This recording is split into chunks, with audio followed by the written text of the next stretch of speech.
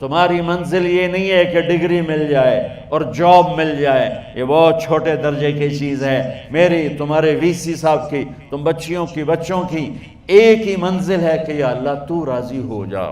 اللہ تجھے مرنے سے پہلے پہلے حاصل کرنا ہے، ڈھونڈنا ہے، پا لینا ہے، راضی کر کے مرنا ہے۔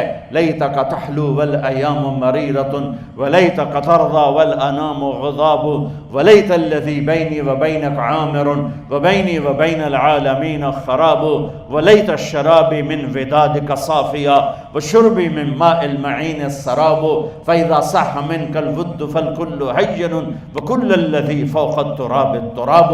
اللہ کو پاتے ہوئے جو سودا کرنا پڑے کر جاؤ۔ عبداللہ بن حذیفہ کو رومیوں نے پکڑ لیا، صحابی ہیں، ان کو آگ میں ڈالنے لگے تو وہ رو پڑے، تو لوگوں نے رومی بادشاہ سے کہا کہ یہ رو پڑا ہے، ڈر گیا ہے، ان کا لے آؤ، میرے پاس لے آؤ۔ ان کو واپس لائے تو رومن بادشاہ نے پوچھا کیوں روئے ہو، موت سے ڈر گئے ہو؟ کہنے لگے موت تو ہمارے لیے سب سے بڑا تحفہ ہوتا ہے، میں اپنی بے بسی پہ رویا ہوں۔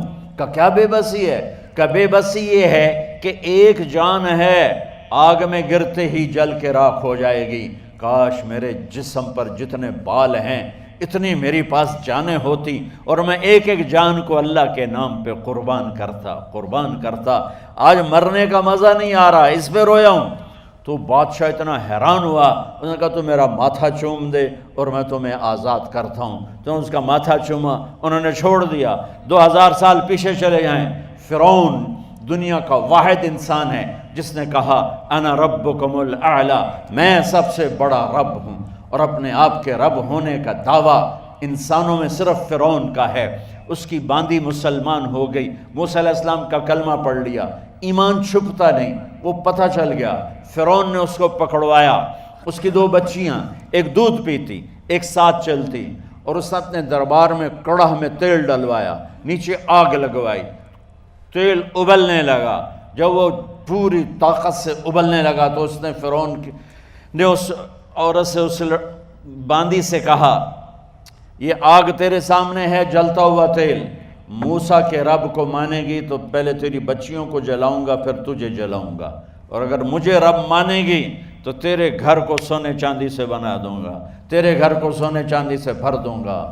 اللہ کا پا لینا یہ میری آپ سب کی معراج ہے، اور اللہ کو کھو دینا میرے آپ سب کے لیے ہلاکت اور تباہی ہے۔ سنو اس نے کیا کہا۔ اللہ نے اپنی محبت کو ماں سے تشبیہ دی ہے، باپ سے نہیں دی، اور چھوٹا بچہ زیادہ ممتا کو لیتا ہے۔ وہ کہنے لگی فرعون یہ تو میری 2 ہیں، میری 100 ہوتی تو اللہ کے نام پہ آج میں قربان کر دیتی۔ فَقْضِ مَا أَنْتَ قَاضٍ، کر جو تجھے کرنا ہے۔ تو پاگل ہو گیا، غصے میں کہنے لگا اس کی بڑی بیٹی کو ڈال دو۔ تو انہوں نے اس کو یوں ٹانگوں سے پکڑا اور وہ چیختی چلاتی ہوئی تھی۔ ماں کا ایک بول اس کی جان بچا سکتا تھا، اور پھر گھر جا کے توبہ کر لیتی اور کہتی یا اللہ مجھے معاف کر دے، میں نے کلمہ کفر کہا۔ اس کو ٹانگوں سے پکڑا ہوا ہے، اس کے ہاتھ نیچے جھول رہے ہیں، اور وہ اماں بھی کہہ رہی کہ مجھے بچا لو۔ ماں نے اپنی آنکھوں سے بچی کو تیل میں یوں ڈوبتے دیکھا، اور پھر وہ ابھری جیسے مچھلی تلنے کے لیے، جیسے مچھلی تلی جاتی تو باہر آ جاتی، اوپر آ جاتی، تو وہ ایسے بلبلے اٹھ رہے تھے۔ وہ ایک ہی لمحے میں اس کی تو جان گئی، ایک آنسو کا قطرہ اس نے نہیں نکلنے دیا اپنی آنکھوں سے، اور اپنے دل کو جب مضبوط کیا تو میرے رب کی غیرت، میرے رب کی رحمت محبت حرکت میں آئی۔ اللہ نے ماں کی آنکھوں سے پردہ ہٹا دیا، اور ماں نے اپنی بیٹی کی روح کو نکلتے دیکھا، اور وہ کہہ رہی ہے اصبری یا ام فإن لک من الأجر کذا وکذا۔ ماں جی ڈرنا نہیں، صبر کرو، جنت تیار ہے، جنت تیار ہے۔ اور شروع معصوم بچی کو تو پتہ بھی نہیں تھا کہ کیا ہونے والا ہے، اس کو پکڑ کے یوں ڈالا، اس کی تو آہ بھی نہ نکلی، اور وہ مچھلی کی طرح تلی گئی۔ اب پھر ماں کا کلیجہ پھٹا، اللہ نے پھر آنکھوں سے پردہ ہٹایا، اور انہیں اپنی بچی کی روح کو نکلتے دیکھا، اور وہ کہہ رہی اسبری یا فإن لک من الاجر کذا و کذا، ماں جی تھوڑی دیر کا صبر، جنت تیار ہے، جنت تیار ہے، جنت تیار ہے۔ اللہ کو پایا سب کچھ پایا، اللہ کو کھو دیا سب کچھ کھو دیا۔ جب اس کو پکڑ کے لے جانے لگے، اس نے فرعون کو دیکھا، فرعون اس کی آنکھوں میں آنکھیں نہیں ڈال سکا، نظریں نیچے ہو گئی اس کی۔ کہنے لگی میری ایک بات مانو گے، میری ایک خواہش پوری کرو گے؟ فرعون نے پوچھا کیا؟ کہ جب میں بھی جل جاؤں تو میری اور میری بچیوں کی ہڈیوں کو اکٹھے دفن کرنا، باہر پھینک نہ دینا، دفنا دینا۔ فرعون نے کہا تمہاری یہ خواہش پوری کی جائے۔ انہوں نے کہا پہ پیچھے ہٹ جاؤ، میں نے اللہ کو جان دینی ہے، مجھے دھکا دینے کی ضرورت نہیں ہے، میں اپنے اللہ سے ملنے جا رہا ہوں۔ سبحان اللہ، جب اللہ مطلوب ہوتا ہے تو موت محبوب بن جاتی، جب اللہ کی نافرمانی ہوتی ہے تو موت سے نفرت ہو جاتی ہے، مرنا عذاب نظر آتا ہے۔ وہ چھلانگ مار گئی، اللہ اکبر کا نعرہ لگاتی ہوئی، ہڈیاں ادھڑ گئیں، گوشت ادھڑ گیا، ہڈیاں باقی رہ گئیں۔ فرعون نے کہا ایک ہی جگہ ڈال دو، سب کو دفن کر دو۔ دفن 2000 سال کے بعد، بچوں بچیوں 2000 سال کے بعد، موسیٰ علیہ السلام کے 2000 سال کے بعد جناب رسول اللہ صلی اللہ علیہ وسلم دنیا میں تشریف لائے۔ 40 سال کی عمر میں نبوت ملی، 50 سال کی عمر میں معراج ہوا، 2050 سال کے بعد میرے نبی کی سواری بیت المقدس جا رہی ہے، اور بیت المقدس پر جب وہ اوپر پہنچے ہیں تو مصر وہاں سے قریب ہو جاتا ہے۔ جب وہ اترنے لگے تو میرے نبی نے کہا جبریل جنت کی خوشبو آ رہی ہے، جبریل جنت کی خوشبو آ رہی ہے۔ کہاں سے آ رہی ہے؟ ابھی تو جنت اوپر ہے، ابھی تو اوپر جانا ہے، تو یہ زمین سے جنت کی خوشبو کیا آ رہی ہے؟ تو جبریل نے عرض کی یا رسول اللہ، فرعون کی ایک باندی تھی جو اللہ سے سودا کر گئی جان کا اور اپنی بچیوں کا، اس کی بچیوں کی ہڈیوں کو جہاں دفن کیا گیا ہے، یہ خوشبو جس دن انہیں دفن کیا تھا اس دن سے لے کر آج تک یہ خوشبو آ رہی ہے، اور یہ قیامت تک آتی رہے گی۔ اللہ اپنے نام پہ قربان ہونے والوں کی یوں قیمت لگاتا ہے۔ پہلے اپنی منزل طے کرو، پہلے اپنی منزل طے کرو، پہلے اپنی منزل طے کرو کہ مجھے اپنی زندگی کی سے لینا کیا ہے۔ مجھے اللہ کو پانا ہے، مجھے اللہ کو پانا ہے۔ میں نے اللہ کی قسم، اگر اللہ راضی ہے تو پھر موت سے بڑھ کر کوئی تحفہ نہیں، اس سے بڑھ کر کوئی خوبصورت پیغام نہیں، اور اگر اللہ ناراض ہے تو موت سے خوفناک کوئی پیغام نہیں۔ عمر بن عبدالعزیز 3 بر اعظم پر حکومت کی۔ عمر بن عبدالعزیز، بنو امیہ، مروان 9 مہینے حکومت کی، اس کا بیٹا عبد الملک بن مروان 21 برس حکومت کی، اس کا بیٹا ولید 10 سال حکومت کی، اس کا بیٹا سلیمان 2.5 سال حکومت کی۔ اسی تخت پر بیٹھے عمر بن عبدالعزیز۔ پہلے چاروں نے اللہ کے شریعت کو قربان کیا حکومت کے لیے۔ عمر بن عبدالعزیز نے اپنے آپ کو قربان کیا اللہ کے لیے، حکومت کو پاؤں کے تلے رکھا اور اللہ کی رضا کو سامنے رکھا۔ ان کو زہر دیا گیا۔ جب ان کی موت کا وقت قریب آیا تو انہوں نے رجا بن حیوہ کو بلایا۔ سننے والی بات ہے بچوں، ان سے فرمانے لگے سنو، میں نے 3 بادشاہوں کو قبر میں اتارا۔ اب بچیاں تو قبرستان جاتی نہیں، ہم تو اپنے ہاتھوں سے قبر میں اتارتے ہیں، اور اوپر مٹی ڈالتے ہیں، اور اوپر اینٹیں ڈالتے ہیں، اور پھر منو مٹی میں دبا کے واپس آتے ہیں۔ یہ منظر آپ بچیوں کے تو دیکھنے کا بھی نہیں ہے۔ وہ کہنے لگے میں نے 3 بادشاہوں کو مٹی میں ڈالا، لیکن ان کے کفن کی گرہ کو جب کھول کے دیکھا تو ان کے چہرے قبلے سے ہٹ چکے تھے اور رنگ ان کے کالے پڑ چکے تھے۔ ولید بن عبد الملک، سلیمان بن عبد الملک، عبد الملک بن مروان، عبد الملک باپ ولید بیٹا، سلیمان بیٹا، یہ تینوں کا ان کے چہرے کالے ہو گئے تھے اور ان کا قبلے سے منہ پھر گیا تھا۔ اب میں مرنے لگا ہوں، مجھے پہلے ضرور چیک کرنا کہ میرا اللہ میرے ساتھ کیا کرتا ہے۔ پہلے تینوں کی ظلم کی حکومت تھی، ان کے چہرے قبلے سے کیوں ہٹ گئے؟ آپ کو عجب بات بتاؤں، ولید بن عبد الملک روزانہ تہجد میں کھڑے ہو کے 10 سپارے پڑھتا تھا، 10 سپاروں کی تلاوت تہجد میں کرتا تھا کھڑے ہو کے، اور قبلے سے چہرہ ہٹ گیا۔ سلیمان بن عبد الملک تہجد گزار، چہرہ قبلے سے ہٹ گیا، ظلم کیا، ظلم کیا، ظلم کیا، خون کو پانی بنا دیا، حکومت پر شریعت کو قربان کیا، رشتے ناتوں کو قربان کیا۔ اللہ نے قبلے سے چہرے، نمازیں منہ پہ مار دی، روزے منہ پہ مار دیے، حج زکاتیں منہ پہ مار دی، تہجد ان کے منہ پہ مار دی، اور ان کے چہروں کو قبلے سے ہٹا دیا اور رنگ کالے کر دیے۔ عمر بن عبدالعزیز نے اسی سلطنت کو عدل سے بھر دیا، اسی سلطنت کو عدل سے بھر دیا۔ کیسی سلطنت کی؟ جب گورنر تھے تو 60 اونٹوں پہ سامان چلتا تھا، جب امیر المومنین بنے